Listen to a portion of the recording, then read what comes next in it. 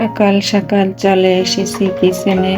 আর এই যে দেখুন বাহিরের অবস্থা, অনেক কুয়াশা পড়ছে আজকে।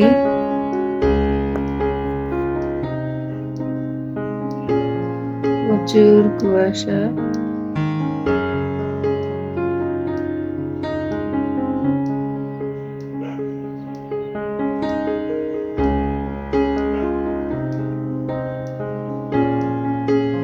সকালের পরিবেশটা একদম ঠান্ডা।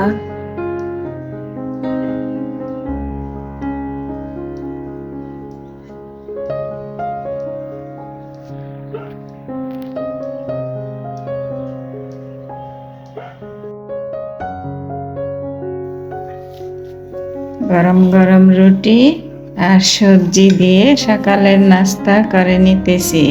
এই তো, এইটাই হচ্ছে আমাদের সুবিধা, যে দুপুরবেলা একটু সবজি বা ভাজি বেশি করে করে রাখলে সকালবেলা আমাদের কাজের চাপটা কমে যায়। এই তো গতকালকের দুপুরের সবজি দিয়ে রুটি খেয়ে নেব, গরম গরম রুটি।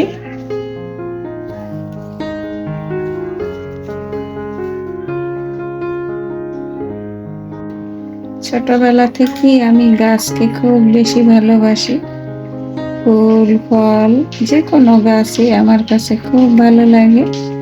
আর আমি তো ছোটবেলায় একদম আমাদের বাড়ির দরজায় বলুন আর আঙ্গিনায় বলুন, যেখানে সেখানে আমি যেখান থেকে পারতাম সংগ্রহ করে বিভিন্ন রকমের ফুলের গাছ এনে লাগিয়ে নিতাম।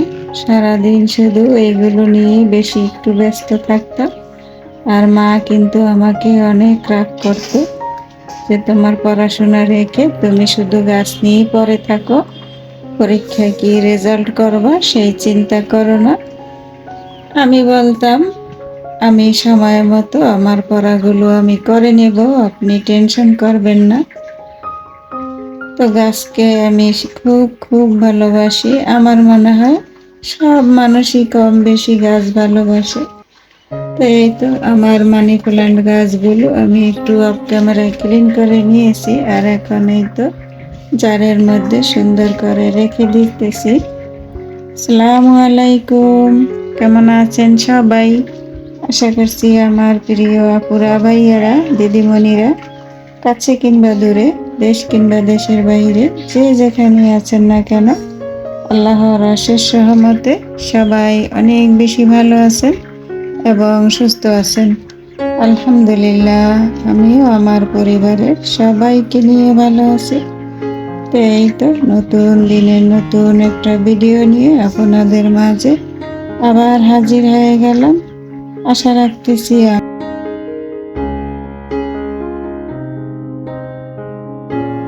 মানি প্ল্যান্ট গাছগুলো আমার জায়গা মতো রেখে আমি এই যে নিপার রুমে চলে আসছি।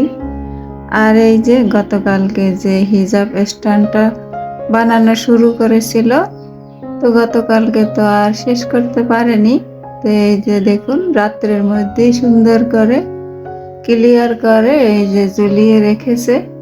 আমার কাছে তো বেশ ভালো লাগতেছে। আপনাদের কাছে কেমন লাগছে অবশ্যই কমেন্ট করে জানাবেন। আর চাইলে আপনারাও এভাবে বানিয়ে নিতে পারেন।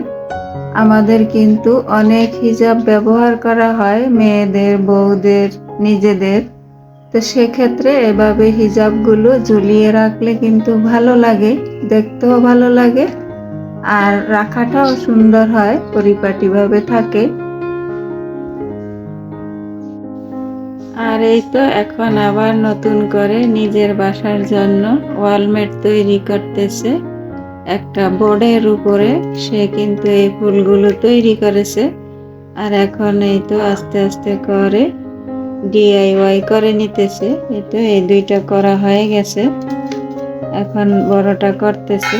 তো সে কিন্তু এরকমই করে, একটার পর একটা কাজ করতেই থাকে। যখন যখন সুযোগ পায় তখন তখনই যে কোনো একটা কাজ করা শুরু করে দেয়। তো এটাও পুরোপুরি ক্লিয়ার হলে আপনাদের সাথে শেয়ার করব ইনশাল্লাহ। সবেমাত্র শুরু করেছে।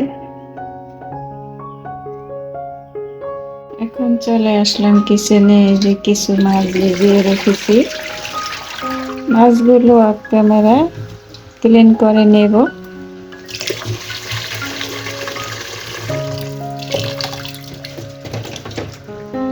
একটু নরমাল হয়ে যাক তারপর। আর এখানে কিছু ডাল নিয়েছি, ডালগুলো মনে হচ্ছে কিছুটা ময়লা আছে। ময়লা বলতে এই যে গম, সেগুলো একটু বেছে নিতেছি। আল্লাহ তাআলা প্রত্যেকটা মানুষকে কিছু না কিছু জ্ঞান বুদ্ধি দিয়ে এই দুনিয়াতে পাঠিয়েছেন।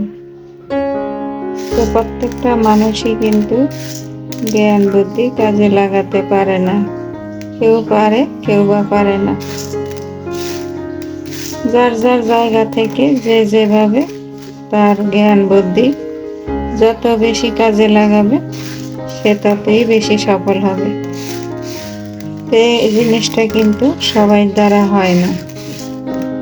কারো দেখা যায় জ্ঞান বুদ্ধি প্রচুর আছে, কিন্তু তার অর্থের সমস্যা আছে, অর্থনৈতিক কারণে সে কিন্তু তার জ্ঞান বুদ্ধিগুলো কাজে খাটাতে পারে না বা লাগাতে পারে না।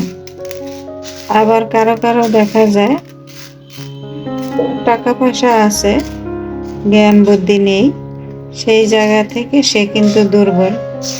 তার টাকা পয়সাগুলো জ্ঞান বুদ্ধি করে সঠিক জায়গায় লাগাতে পারে না, খাটাতে পারে না, কাজ করতে পারে না। এই হচ্ছে ব্যবধান। তো আল্লাহ পাক কিন্তু সকল মানুষকে সব ধরনের জ্ঞান বুদ্ধি দেয় নাই, আবার সকল মানুষকে অর্থ সম্পদ সমানভাবে দেয় নাই। কাউকে একটু কম, কাউকে একটু বেশি, 19-20 এভাবে করেই কিন্তু সৃষ্টি করেছেন। এটা কিন্তু মহান আল্লাহ রাব্বুল আলামিনেরই দান। সবাইকে যদি পৃথিবীতে একইভাবে সৃষ্টি করত, একইভাবে ধন সম্পদ দিত, তাহলে বড় ছোট, তারপরে দান করা, যাকাত দেওয়া, এগুলা কিন্তু হতো না। বড় লোকেরা এত এত যাকাত কাকে দিত বলুন তো, যদি ছোট বড় না থাকতো? তো আল্লাহ দেখেন কি মহান আর কত সুন্দর করে এই দুনিয়াটা সৃষ্টি করেছেন। তার সাথে সাথে তার প্রিয় বান্দা বান্দীদেরকেও সৃষ্টি করে পাঠিয়েছেন। তো সেই জায়গা থেকে বলবো, আমরা সবাই যেন আল্লাহ তাআলার কাজগুলো ঠিকভাবে পালন করতে পারি। আল্লাহ সবাইকে যেন সেই তৌফিক দান করেন। আমিন।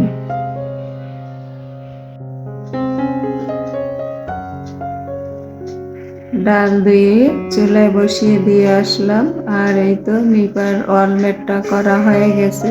খুব সুন্দর করে নিখুঁতভাবে করে নিয়েছে। আর এই তো ডাইনিং এ এনে সুন্দর করে সেট করে দিয়েছে। এই যে দেখুন, একটা ঘড়ি দিয়ে দিয়েছে পাশে। ঘড়িটা আমার কাছে তো বেশ ভালো লাগছে। আপনাদের কাছে কেমন লাগছে অবশ্যই কমেন্টে জানাবেন।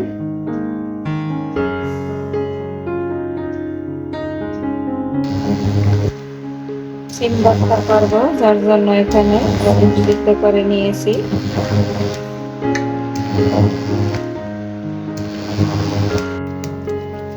সিম সিদ্ধ হয়ে গেছে, আর এই যে সিম ভর্তাটা নিপাকে করতে দিয়েছি। এই তো নিপা বাটনার মধ্যে করে নিতেছে।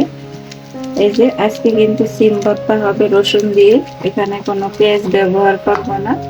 সিমের সাথে কিন্তু কুচো চিংড়ি মাছ দেব। কুচো চিংড়ি মাছগুলো ভেজে নেওয়া হয়ে গেছে। এই যে রসুনের সাথে কুচো চিংড়ি আর হচ্ছে রসুন দিয়ে আজকে সিম ভর্তা খাবো। তো এইভাবে কেউ খেয়েছেন কিনা চাইলে কমেন্টে জানাতে পারেন। না খেয়ে থাকলে একবার হলো ট্রাই করে দেখবেন, ভালো লাগবে ইনশাআল্লাহ।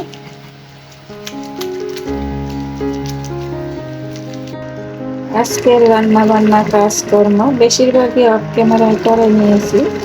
তো আজকে বেশি কিছু রান্নাও ছিল না, শুধু জলপাইয়ের ডাল করেছি আর 2 রকমের ভর্তা করেছি। আর এই যে ছোট ছোট কিছু শোল মাছ ছিল, এগুলো একটু ধনিয়া পাতা দিয়ে ভুনা ভুনা করে নিতেছি। হয়ে গেছে, প্রায় শেষ। তো আমার আপুরা, ভাইয়ারা, দিদিমণিরা যে যেখানে বসে আমার এই ভিডিওটি দেখছেন, তো প্লিজ দেখার শুরুতে একটা লাইক দিয়ে দেবে। সবাই সবাইকে একটু সাপোর্ট করবেন, তাহলে আমরা সবাই একসাথে এগিয়ে যেতে পারবো ইনশাআল্লাহ। এই তো রান্না বান্না শেষ, গা গোসল দেওয়া শেষ, নামাজ পড়া শেষ। সবাইকে নিয়ে এখন দুপুরের খাবারটা খেয়ে নেব। তো আপুরা, দিদিমণিরা, ভাইয়ারা, আমার কথা বা কাজের মধ্যে যদি কোনো ভুল ত্রুটি হয়ে থাকে তো ক্ষমা সুন্দর দৃষ্টিতে দেখবেন। আর এই তো আমাদের মধ্যবিত্তদের আর এর থেকে বেশি আর কি খাবার হতে পারে বলুন তো? এটাই আমাদের জন্য আলহামদুলিল্লাহ। আল্লাহ পাক যখন যা কিছু রিজিকে রেখেছেন সেটা নিয়েই আলহামদুলিল্লাহ। এই তো সিম ভর্তা, আর এখানে মরিচ আর রসুন অল্প করে করেছি, আমি আর নিপা খাবো সেই জন্য। এটা হচ্ছে জলপাইয়ের ডাল, আর ভাত তো বরাবরই থাকে। তো আজকের ভিডিওটি আমার এই পর্যন্তই, দেখা হবে আবার নতুন কোনো ভিডিওর মাধ্যমে। সেই পর্যন্ত সবাই ভালো থাকবেন, সুস্থ থাকবেন, নিরাপদে থাকবেন। আল্লাহ হাফেজ। আসসালামু আলাইকুম।